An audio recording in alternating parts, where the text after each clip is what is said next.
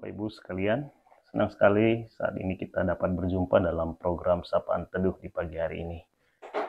Hari ini kita akan merenungkan firman Tuhan yang terambil dari Mazmur 97 ayat 8. Sebelumnya mari kita meminta pertolongan dari Tuhan, kita berdoa.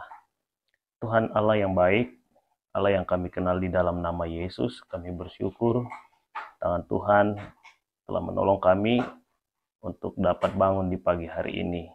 Sebelum kami beraktivitas, kami akan merenungkan firman Tuhan. Tuhan tolong kiranya kami agar kami dapat memahami firman-Mu. Dalam nama Yesus kami berdoa dan mengucap syukur. Amin. Bacaan kita terambil dari Mazmur 97 ayatnya yang ke-8. Saya akan bacakan kepada kita sekalian. Demikian firman Tuhan. Sion mendengarnya dan bersuka cita. Putri-putri Yehuda bersorak-sorak oleh karena penghukuman-Mu, ya Tuhan. Saudara yang saya kasihi di dalam nama Tuhan Yesus Kristus, pernahkah kita bersuka cita? Mengapa kita bersuka cita?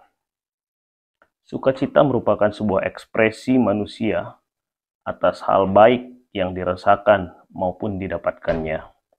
Ada banyak hal yang bisa membuat seseorang merasakan sukacita. Misalnya, ada orang yang bersuka cita karena keberhasilannya di dalam mencapai impian. Ada orang yang bersuka cita karena mendapatkan pekerjaan yang ia inginkan. Ada juga orang yang bersuka cita karena prestasi yang ditorehnya. Dan ada juga orang yang bersuka cita karena memperoleh keturunan yang telah lama diimpikan. Ada begitu banyak hal yang bisa membuat kita merasakan sukacita. Namun pertanyaannya adalah bagaimana jika impian, harapan, dan keinginan kita tidak tercapai? Masihkah kita bisa merasakan sukacita yang sama? Hal ini kita akan belajar dari kitab Mazmur 97 ayat 8. Bagaimanakah harusnya kita bersukacita dan bagaimana pemazmur menuntun kita agar kita juga dapat merasakan sukacita.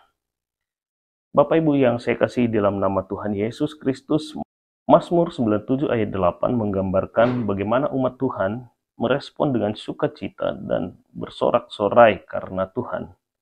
Secara spesifik, ayat ini menyatakan bahwa penduduk Sion dan kota-kota Yehuda bersorak-sorai di dalam Tuhan.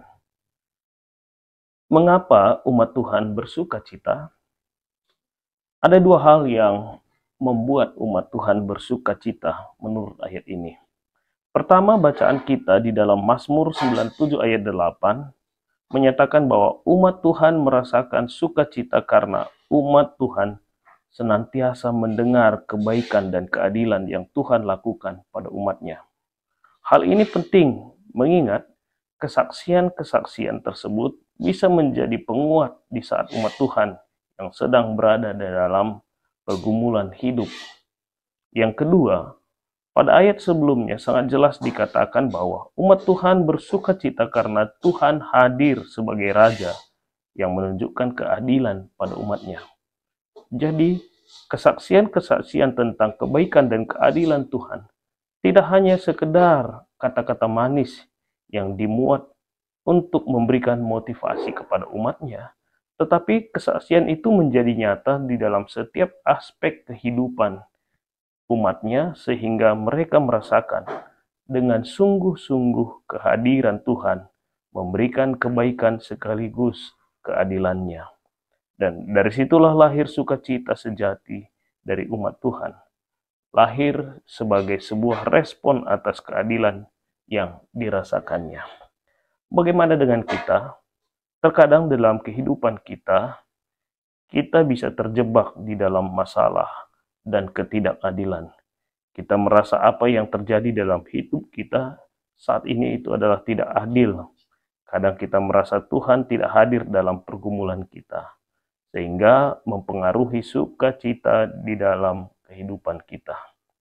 Lalu bagaimana caranya agar kita tidak kehilangan sukacita kita? Mazmur 97 ayat 8 mengingatkan kita satu-satunya cara yang diungkapkan di dalam ayat ini adalah dengan cara senantiasa mendengarkan firman Tuhan. Firman Tuhan selalu mengungkapkan kesaksian-kesaksian tentang berbagai-bagai kebaikan dan keadilannya. Banyak kesaksian dalam Alkitab yang memperlihatkan betapa baik dan adilnya Tuhan bagi umatnya. Hal ini dapat mendorong kita bersuka cita. Selanjutnya tentu kita perlu melihat ke dalam diri kita. Seberapa banyak keadilan Tuhan yang telah kita terima sepanjang hidup kita. Seberapa banyak kebaikan Tuhan yang kita rasakan di dalam kehidupan kita. Mari kita menghitung setiap kebaikan-kebaikannya. Dengan demikian, sekalipun kita berada di dalam sebuah masalah hidup, namun kita tidak akan merasakan kesesakan dan kesakitan.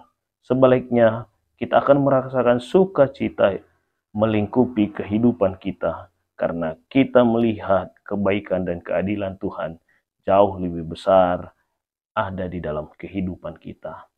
Tuhan Yesus memberkati kita sekalian. Mari kita bersatu di dalam doa. Kita berdoa. Allah Bapa yang baik, kami bersyukur firman-Mu saat ini menuntun kami untuk senantiasa melihat begitu banyak, betapa banyaknya kebaikan-Mu dalam kehidupan kami. Tuhan, tolong kami agar kami mampu melihat dan merasakan segala kebaikan-Mu di dalam kehidupan kami, agar kami merasakan sukacita yang melimpah, sekalipun ada begitu banyak masalah pergumulan yang terjadi dalam kehidupan kami. Kami berdoa buat saudara-saudari kami yang saat ini bersama-sama dengan kami, yang mengalami banyak pergumulan. Tuhan, Engkau berkati mereka, tolong mereka, angkat mereka dari segala pergumulan dan permasalahan mereka. Biarlah sukacita yang datangnya daripada Allah Bapa itu menyertai kehidupan mereka. Secara khusus kami berdoa buat anak-anak Tuhan yang ada di GBKP Pondok Gede. Tuhan memberkati setiap anak-anak-Mu, baik pelayan, pendeta, penatua, diaken, juga pengurus-pengurus di dalam sektor kategorial. Tuhan berkati mereka, biarlah kasih Tuhan melimpah dalam kehidupan mereka. Saat ini kami akan memulai aktivitas kami, tolong dan sertai kami untuk melakukannya. Ini doa kami ya Tuhan di dalam nama Yesus Kristus, yang adalah Tuhan dan Juru Selamat kami. Kami akan berdoa, sama-sama kita mengucapkan doa Bapa kami. Bapa kami yang ada di surga, dikuduskanlah namamu, datanglah kerajaan-Mu, jadilah kehendak-Mu di bumi seperti di surga. Berilah kami pada hari ini makanan yang secukupnya, dan ampunilah kami akan kesalahan kami, seperti kami pun mengampuni orang yang bersalah kepada kami. Dan janganlah membawa kami ke dalam pencobaan, tapi lepaskanlah kami dari segala yang jahat. Karena Engkaulah yang punya kerajaan dan kuasa dan kemuliaan sampai selama-lamanya. Amin.